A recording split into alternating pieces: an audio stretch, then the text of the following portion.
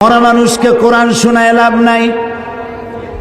আল্লাহর নবী বলেছেন, মুমূর্ষ ব্যক্তির কাছে বসে কেউ যদি সূরা ইয়াসিন তেলাওয়াত করে তাহলে আল্লাহ রাব্বুল আলামিন মুমূর্ষ ব্যক্তির মৃত্যুর আযাবকে কমাইয়া দিবে।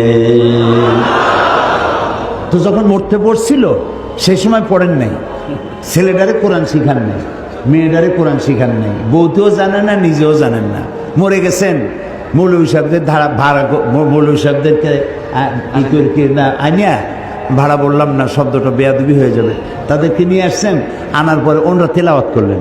এখন বোঝে ওরা তো ছাত্র মানুষ, হেফজখানা থেকে 20 জন ছাত্র নিয়ে আসছেন, ছাত্র ছোট মানুষ।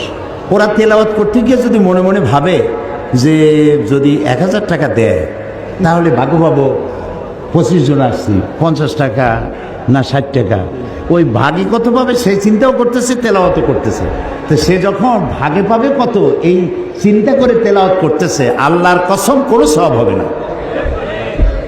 তো কোনো সওয়াবও হইল না, মুদ্দারেও শুনল না, মেহনত বরবাদ, গুনাহ লাজেম, কোনো কাম হইল না। মরা মানুষে কোরআন শুনবার জন্য কোরআন আসে নাই, জিন্দা মানুষে কোরআন শুনবার জন্য কোরআন নাজিল হয়েছে। সুবহানাল্লাহ।